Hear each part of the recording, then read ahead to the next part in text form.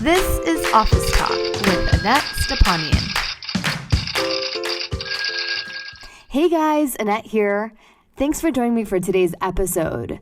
As we are entering springtime here in the United States, I am excited about this episode because spring oftentimes represents a time of new beginnings. It represents, fresh flowers and better weather and spring cleaning. And I know that a lot of you guys are feeling completely overwhelmed by hashtag all the things. Whether it's in your business or in your life, it just seems like you are on this treadmill that is just constantly running and there's no end in sight.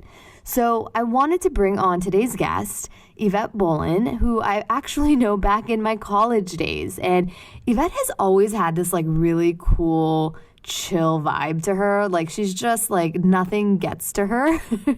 And it's funny because now she actually has been on this journey of pursuing simplicity and getting rid of the clutter so that she can stay energized and focused and productive on the things that matter. And I'm a big believer in that your mental clutter is a representation and manifests itself in the physical clutter in your life and vice versa. So in today's episode, I'm going to talk with Yvette and we're going to dig into how we can kind of just declutter and really get down to the things that matter. So with that said, let's go to the show. Hey Yvette, thank you so much for being here today. Thanks for having me. I'm excited. I know. We've known each other for a really long time. We are both very proud Trojans. Yeah.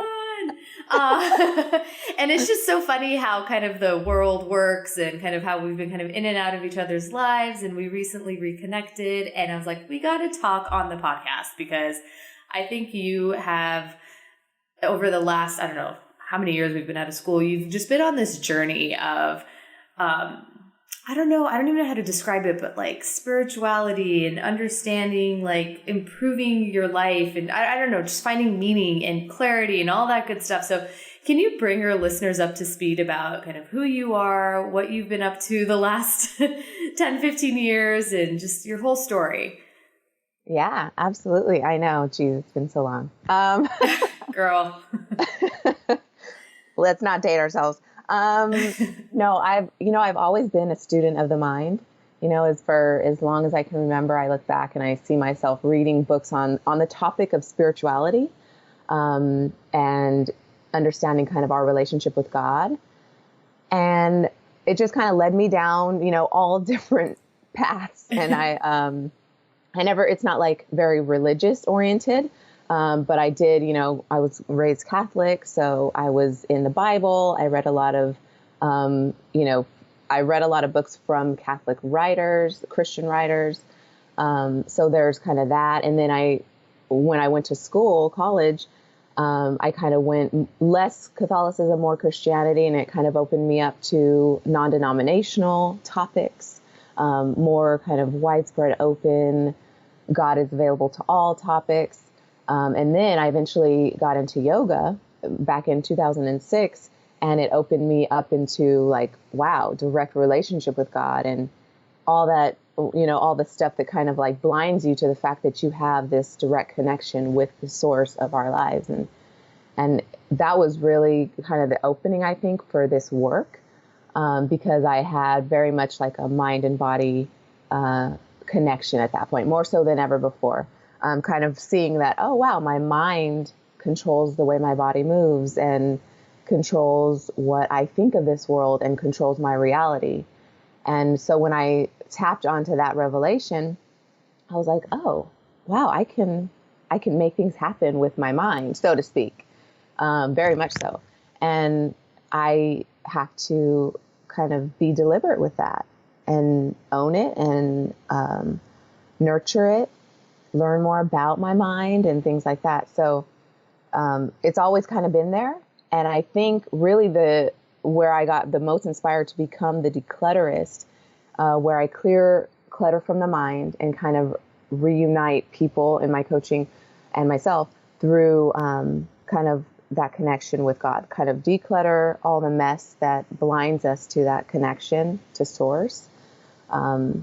And clear away the stories that keep us blinded to that. That was really inspired by when I got prepared to backpack Brazil. I knew I wanted to go to South America at some point, since college, since I went overseas during one semester abroad at SC. And I was just like, oh man, I gotta get down to South America. And so then finally I do, years later. And so when I was preparing for it, I was like, oh yeah, I got to declutter. I got a backpack. Obviously, this wasn't my first rodeo. I had done this before, so I knew I had to travel light. So, I have my backpack. I'm putting everything in, and I want to keep it as light as possible. So I'm slimming down in the backpack, but I'm also slimming down in like my life. Like I know that whatever I keep back home, I have to fit into a small storage space because I'm not going to pay to store things that, I don't want to come home to that won't mean anything to me later, or, just things I don't love. So I knew I had to go through a decluttering process. And I watched myself even just wrestling with the things that I wanted to keep and give away to put into storage. The things I wanted, I don't know if I'm going to want this when I get back. But it got so clear to me that I wanted to slim down so much. I wanted to sell my car. I wanted to just get rid of so much that I ended up getting rid of like 60% of my belongings, to where all that went into storage were like clothes, shoes and things like that. Things that obviously like boots that I wouldn't need in Brazil, that kind of stuff. And some books and things like that. And so it got really slim. I got really slim. And even throughout Brazil, I was staying slim, staying very simple and not complicated. Even in my interactions with people, very simple conversations, very compassionate conversations and just interactions and open and that whole thing. And I would leave stuff everywhere I went. I would leave stuff at the hostel, clothes, and if I couch surfed, leave stuff with my host family. And so I kept continuing to get lighter and lighter. And then when I got back home, inspired really on this journey of like, oh man, decluttering is the way. I got to figure out what that's going to be. When I got home, I was really on this path of like, okay, I'm going to become the declutterist and do all this. And I did a podcast on spiritual living and decluttering in that way. But I still lived out of my suitcase, out of my backpack for 2 months because I didn't want to like come back into the complexity of life, American life, even for me. I hear you. I hear you on that. And sorry to interrupt, but that's what I do. But I totally get that because when I quit my job at the law firm, I took a 6-week trip abroad, and I didn't know I was going to be gone for 6 weeks, but I lived out of just a little bit bigger than a carry-on. And I was amazed that I could get by. And it was so empowering to me because it makes you realize, like, I don't know if it's the process of traveling as well that's coupled with it, but you realize you don't need much, and you can get by and still be comfortable without this weight of all of this stuff. And I get you, because you come back and you're like, why do I have all this crap? Why do I need, 3 of the same top or, different colors or whatever? So I get you. It's almost overwhelming when you come back. You're like, we have so many choices. We have so many toilet paper choices when we go to the grocery store. I just want one. So, okay, sorry. I had to worries. Interject. That's exactly what it was. Just kind of like not wanting to walk away from the simple life I had honed, in those few months, 7 months. Yeah. But no, that's kind of the story. That's what led me to here. I mean, eventually, obviously, I, unpacked and like moved back into the States, but never left that simple-minded objective, just being very simple living. Yeah. And simple mind, really, that's not a derogatory word. That's very much like the goal, just to be simple-minded, like keep things simple, don't complicate matters. Yeah, so let's talk about that too, because I'm like, simple mind. As a lawyer who loves to analyze and overanalyze and think about everything of like what could potentially go wrong, and like even though there's basically the smallest chance of it ever happening, I'm very intrigued by this idea of a simple mind. Can you talk about what that really means? And I love that, first of all, the analytical side. And I think, we definitely teach what we need to learn.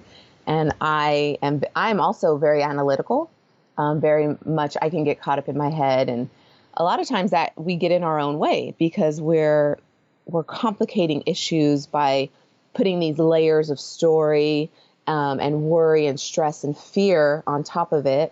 And it just kind of like spirals out of control. So what was one simple thought, and just a thought, no identity around it, no, just words.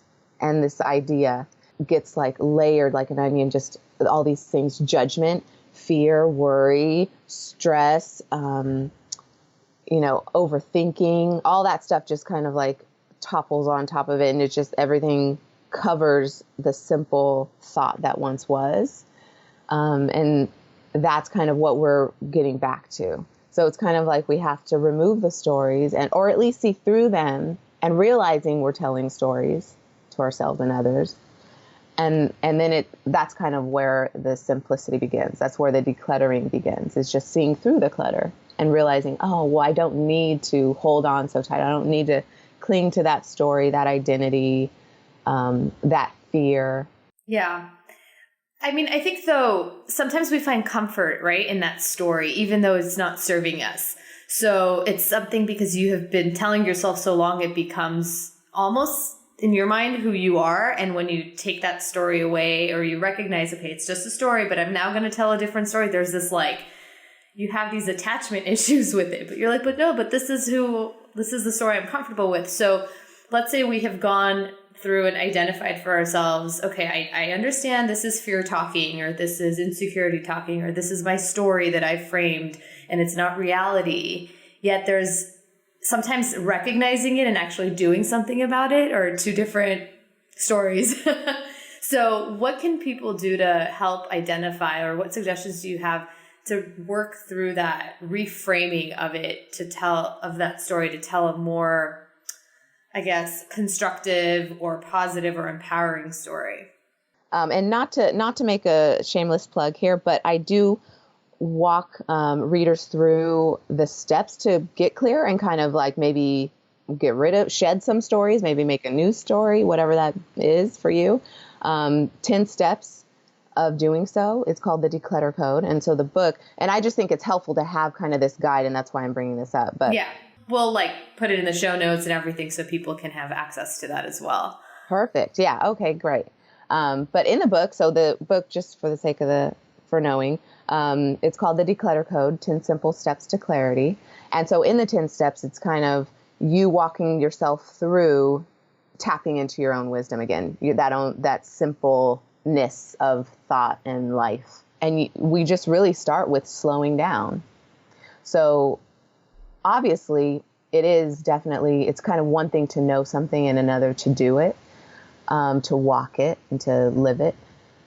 Well, a lot of times we don't give ourselves the opportunity to tap into that wisdom often enough. And so there's not the inclination, it never is born, the inclination to return to simple. Return to love, return to compassion, and all kind of those core values that are inherent in our simple nature. And instead, we don't balance the going and the running and the doing and the being and going, 1,000 miles an hour. Mm-hmm. We don't balance that with the opposite. So the book is really just walking people through, okay, well, let's slow down. Let's get silent. Let's get still more often, because the opposite of that is reminding us that, well, we have to do, and we have to go, and we have to, ABC mm-hmm. in our careers, in our lives, and hold everything together and all these responsibilities. But really, even in all that, on all those quote unquote obligations, there's still a simplicity. There's still kind of this core effort of just what do I want to be in that? What do I want to represent? How do I want to feel in it? And so just kind of returning to, okay, well, how do I want to feel? How do I feel in this moment? And in this silence, in the stillness that I give myself maybe every day, 15 minutes a day of just stillness and silence and breath and, nobody talking to me, no noise, no media, no radio, no TV on, just me and myself in the dark, eyes closed, sitting somewhere, and kind of returning to that inner place, that inner stillness that provides us that wisdom and that clarity and that peace of mind that is always there, always accessible. We just don't tap in enough. And so the more often that we do, the more often that we are balancing the doing and the going with just the being still, we're going to start to, I remember in this moment, I don't have to do this. I don't have to run, fight or flight. I don't have to do those things. I can actually just hold on, close my eyes, 3 breaths. Okay, let me center again. And so it's kind of like we just need to remind ourselves that there is that option, that there is that other way. And the more often we do, the more we make it kind of a new habit and we practice returning to that place, the more often we can now follow what we know. So we can now know it and then also do it. It's like exercise, right? The more you do it, the more you strengthen a muscle, and like it's like muscle memory, and your muscles are like, okay, yeah, I remember how to do this. And so it's about taking that time to have those moments to yourself, to center yourself, to kind of get in touch with your intuition. It sounds like, the core of who you are. Yeah, it's just like that. So, I mean, what I do like about what you said was it's not like we have to go like live in a cave and like be by ourselves and like live out of our little duffel bag, Top of a mountain. because it's not reality, right? Or the world, the society that we live in. I mean, we are constantly surrounded by, maybe our partners or our families, our kids. Like there's a lot going on to balance. And so that's what I like about your advice. It's not like, it seems a little bit more attainable. Because you're not like, again, not trying to be perfect even in this exercise. It's like, do what you can, even if it's just a few minutes a day. Just go sit in a dark closet. Be like, mommy needs 5 minutes. Exactly. I know. I don't have kids, but my friends do. So I could just totally see them being like, leave mommy alone for 5 minutes. All right. I like close my eyes and I center myself. So this obviously, I know you work a lot with entrepreneurs and you work a lot with folks, because it's not just about like who you are like on a day-to-day basis as you navigate life, but it's also can be like who you are in your relationship to your profession or your career, because it can get so overwhelming. I know, just talking from my experience, like as an entrepreneur, it's like shiny object syndrome. You want to do so many different things, you have fear of missing out. So FOMO is real, like the struggle is real. It's just, you're just so overwhelmed, and part of it is, I think, because most people are kind of figuring it out as they go along, and there's nobody telling them what to do like you would in kind of a more like in a more corporate 9-to-5 type of environment. So what are some of the tips that you give kind of like your entrepreneurial clients about how they can find some more clarity in terms of their purpose or their work? Oh, so many ways. Really good question. I mean, so many ways. There's, everything from kind of the way you decorate your office and set up your office place, and, your workspace. Because with your workspace, there's, some feng shui that goes into it. And I'm not, a feng shui consultant, but I just got into feng shui. Oh yeah. We just moved into a new place. And so I'm feng shuiing stuff, and it kind of, you do feel like a different energy. It's weird. I don't know, but no, it is. Feng shui is working with energy, and the elements. Because we're all natural beings. And so when we recognize the element of life, like everything that we are and everything else is made of, like we're just natural beings. When we recognize that and we honor those things, everything does seem to feel a little more flowy, and a little more easy. So yeah, no, it is. I'm a big proponent for feng shui, but the base rule, or at least like the initial step before you even get into some of the feng shui decorating tips, is to declutter, is to make space. And so in your workspace, you almost, you want to have that idea of like, okay, how clear can I get my desk? How clear can I kind of have what's before me be, so if I'm at my laptop and I look up, is it open? Am I looking out of a window? Or, what do I see when I kind of am sitting in my chair? So there is kind of that element of how you set up your workspace and how you want to feel when you're sitting in that chair. Do you feel powerful? Do you feel energized, ready to go? Do you have your goal in front of you? Do you know what the focus is for the day? Those are the types of things that you want to kind of have be reinforced in that workspace. But why is that important? For those people who are like, oh, this woo-woo thing, I'm going to like, whatever. This is just too woo-woo for me. Like, why is that important? I mean, we talked a little bit about the energy and the flow, but how does that really translate into being productive or being effective or something that people value in terms of work? Yeah. So as much as we can, we want to clear away the distractions, because what I've noticed about entrepreneurs is we get distracted. There's, like you said, shiny object syndrome.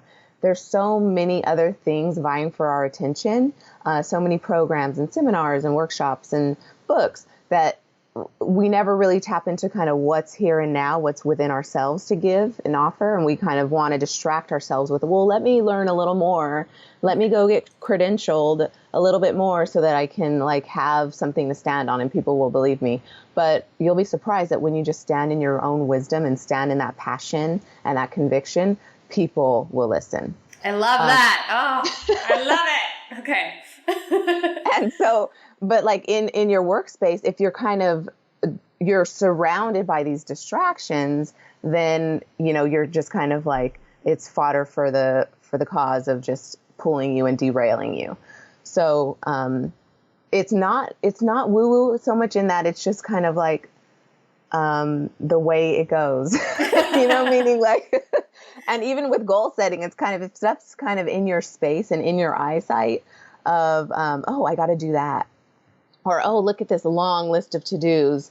Let me go do that. And, oh, my Wi-Fi's on, which means I'm going to bounce to Facebook instead of turning Wi-Fi off when I'm in my content creation phase and I'm just writing. And I should just freestorm and let my brain go and dump and work on this product or whatever I'm building. It's kind of like you have to have a focus. So I often recommend that the night before, so after you're shutting your day down, and you're closing stuff up and wrapping stuff up before you go to bed or just hang out with your spouse and, whatever, you kind of shut the day down. You write down your list of to-dos for tomorrow, and really no more than 3. So 3 things. You want to write it down and kind of, this is what I know I can get done tomorrow, and be sensitive to the fact that, stuff happens in the day. And so don't think you have to just shoot for the sun and, just kind of like, give yourself little stars to go after. But in kind of setting up your workspace, you almost want to have your focus for the day. And at the start of the day, you want to review your goals, like the goals that you have set out for the year, because the more you review them, even though you're not necessarily hitting those head on in your day, you're touching on aspects of getting you there. So, and it also aligns your priorities in the day and the focus, and kind of you'll be more sensitive to anything that's kind of pulling you off course, because you did remind yourself. And so it's in your psyche. You've never lost sight of it. These are my goals. And so I'll have, like 10 goals, because you're really looking at relationships, spiritual, health, fitness, and professional goals. And so you want to have kind of those all, they run the gamut in your 10 goals for the year. So 2016. And so you're kind of reviewing them daily. And then after that, you can look at your list of 3 that you wrote the night before. And then you kind of just sit down in your most creative, most inspired, most productive time of the day. For me, that's the morning time. So it's kind of first thing in the morning after I've meditated, after I worked out, then I sit down and I kind of, okay, let's be productive. What am I working on? And then there's no wondering, what am I supposed to focus on? And then that's oftentimes that confusion, that place of, well, what? Oh man, I don't think I can get ahead on that. So let me not even worry about it. And that overwhelm, because I didn't prepare for the overwhelm, I'm just kind of letting myself just kind of linger in it. That's what leads us to Facebook. Or that's what opens our email in the morning when we should have given ourselves time to work on our own agenda rather than being pulled by everyone else's agenda. And they're emailing you, hey, I need this, I need that. What are we going to do about this? And all these people just kind of like pulling at you.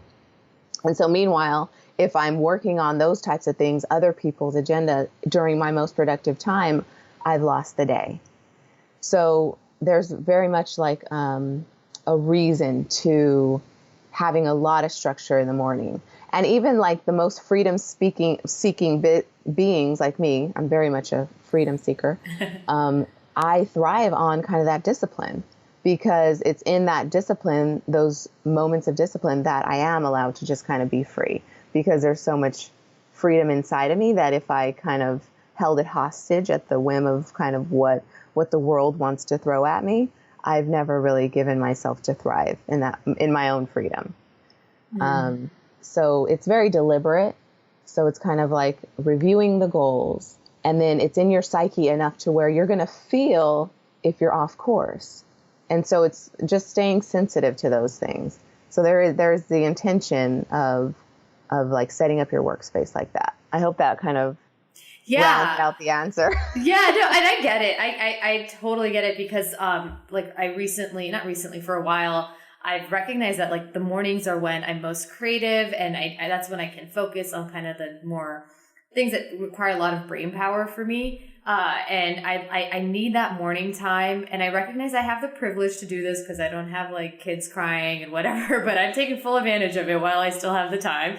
Is I love being creative. So like I'll take that time in the morning to listen to a podcast or watch a TED Talk or something that I feel like nourishes my soul, or whether it's read a few pages out of a book that I'm enjoying. And just that gets me going. And I've actually blocked off my calendar up until a certain point in the afternoon where I don't take calls anymore. Like on certain days, like this is just my time to focus on building that creative juice, I guess. And then also to get shit done.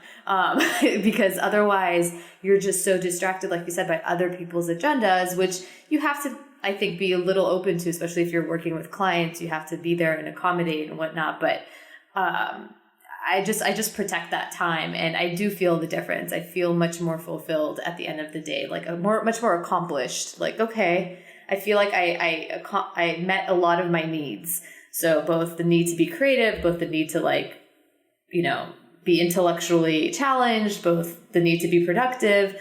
So I appreciate that totally. Yeah. And I like what you said. You said protect that time. Yeah. So if you already kind of know going into your day or into your career, so to speak, you're kind of setting up your business model, and you already know that you're time blocking your mornings for, time alone. Like you said, reading inspiring stories, watching maybe a TED Talk that is going to get you energized for the day.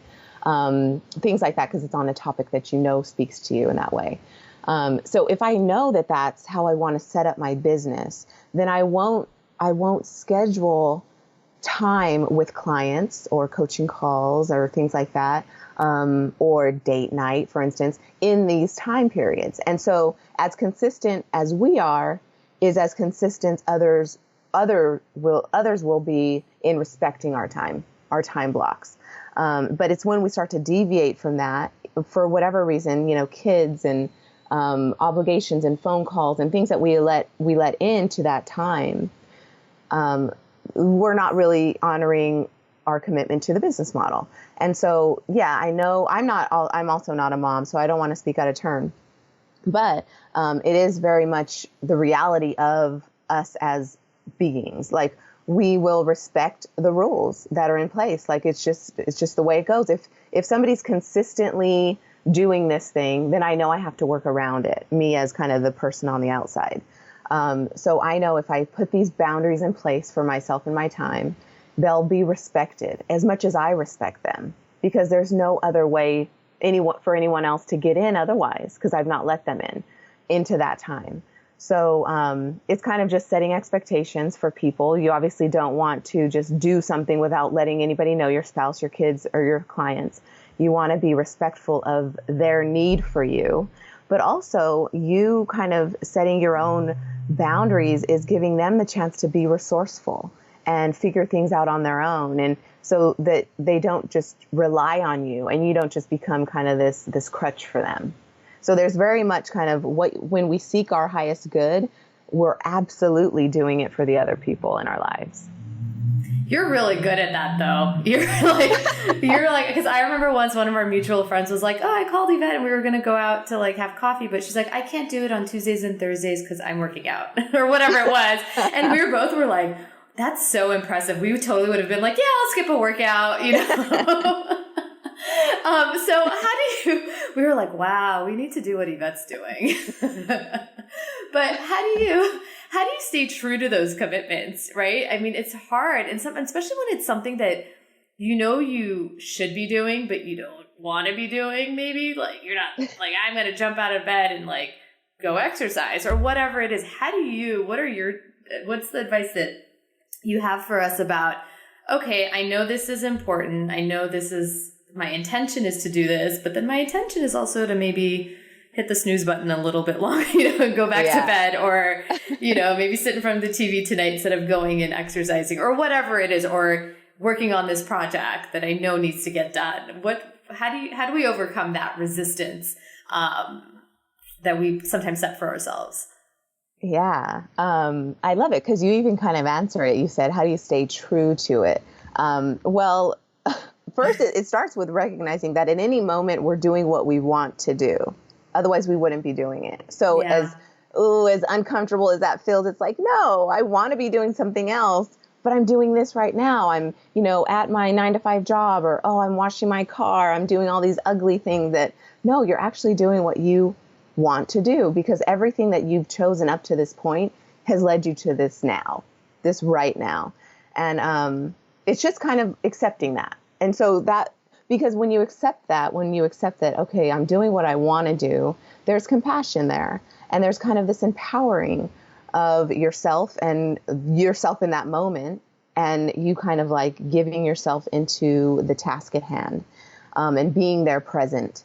It starts with that acceptance, because if we're kind of resisting, and keyword there, resisting, like you said, if we're resisting the now and we're resisting kind of what we're doing in that moment, we're already we're setting ourselves up to just continue to resist.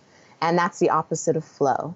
That's the opposite of ease and energy and, excitement.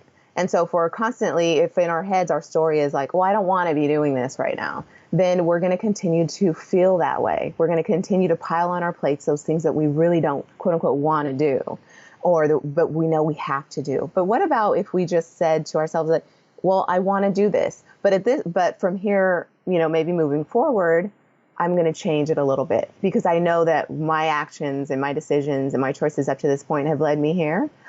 Excuse me. How can I then now just kind of like, okay, let me just change course, and okay, let me point my intention toward something that feels a little better.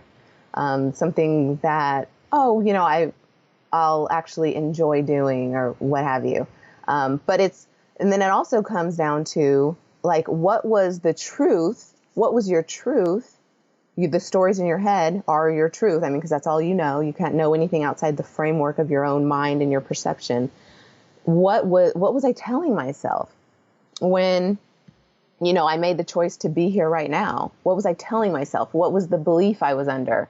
Is it that, well, you have to do this because mom said that, and I have to buy these things, and I have to look a certain way because society says, otherwise you're nobody. So I have to be somebody. So all these things are kind of playing in our heads. And so that's why we're kind of, walking the path we're walking. But when we're true to ourselves, and like I said, connecting with that truth every morning, it kind of goes back to like, well, did you give yourself that time to connect with your truth? Or are you still kind of living the truth of others? You're borrowing beliefs from everybody along the way in your experience who's told you this and told you that. This is how it's done. This is what you should be doing. And is that playing into kind of my actions thus far? But when you stay true to kind of, oh, wow, this is my peaceful place. And wow, when I experience my peaceful place more often, I won't be lured by the distractions and the lies and the illusion of what I quote unquote want to do or what I know I should be doing. It's kind of like, oh, I'm reminded of my truth, and this peaceful place is my truth. What feels peaceful in this moment? How can I continue to be led by this peaceful place and this intuition that I have that never steers me wrong? And so when you connect with that truth more often, you're going to start to write these goals that feel peaceful and achievable. You're going to write, your day's goals, your focus for the day, your agenda. You're going to fill in your calendar with things that actually feel good. And believe it or not, that is possible. I know you're thinking, probably everyone listening right now is like, well, no, but I have to wash the dishes. I have to, work out, and I hate working out. I hate going to the gym. But what about finding some? I hate going to the gym too. I don't even own a gym membership. I just do yoga, and I work out outside, and I work with my own body weight, and push-ups, and those are the things that make me happy. I'm not a gym person.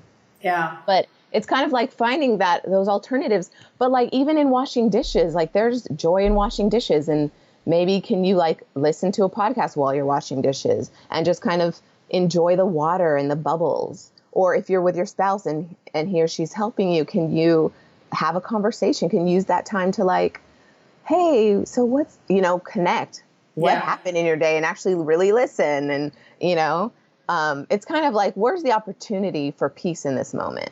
And can I look at it as such?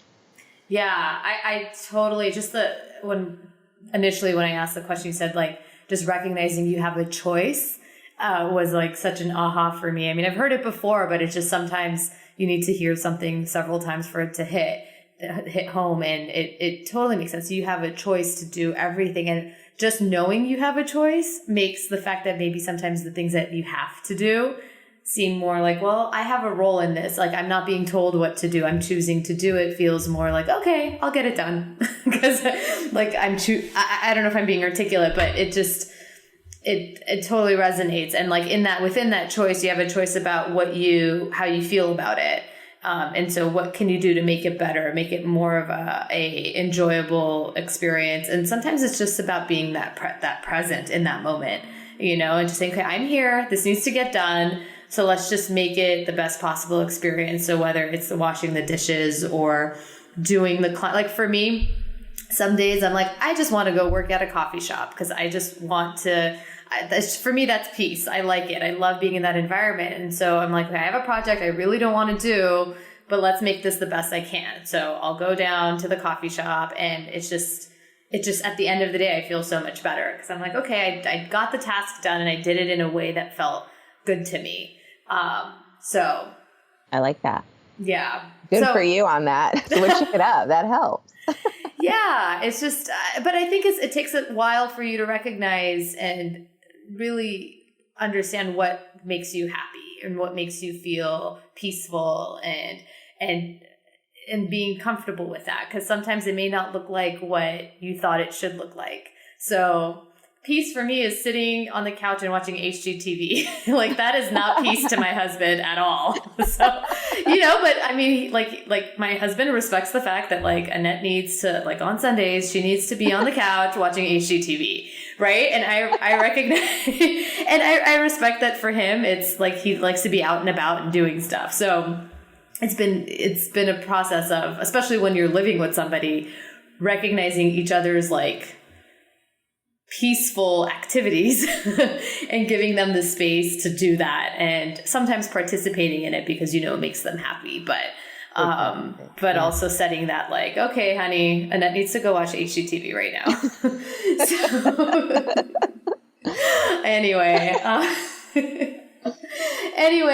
So wow, we have been talking for quite some time now. So I end off my podcast with the same question that I ask all my guests. And it's one thing I know for sure is, and I ask you to fill in the blank. Yeah. One thing I know for sure is clarity is our ultimate enlightenment. It's kind of where we will feel the most connected. And in our true bodies and our true selves. So kind of seeking out that clarity is going to get us there, to the enlightenment we seek, the freedom we seek, the peace we seek. And there's so much wisdom in that clarity that we can tap into, that as business owners, for instance, spawn the creation of our products and our services and our business models and our empires that we're building. And it keeps us passionate about what we're doing, because we're always tapped into the reason why we're doing it. Thank you, Yvette. I am going to link up all of your amazing resources in the show notes. I love talking to you both about all of this stuff. And it's just, I feel your energy and your calm sense even over this podcast. So thank you for being here. Thanks for having me. I had fun. We have to do it again. So there you go. What's one thing that you're going to do starting today to declutter? Maybe it's something physical you're going to get rid of. Maybe it's that ratty old t-shirt of yours that just does not make you feel good when you wear it and looks kind of disgusting, and you're just going to toss it or donate it. Or maybe it's a behavior or a thought process that is just not serving you anymore. I really want to encourage you to let it go. And if you want to, find me on Instagram and let me know what that one thing is that you're going to do starting today to declutter and make some more white space and room in your life. And you can find me over at Annette Stepanian. Also, if you want to grab the show notes and find the links to Yvette's book, you can find that over at AnnetteStepanian.com/podcast/29. Thank you guys so much for being here, and I can't wait to talk to you later.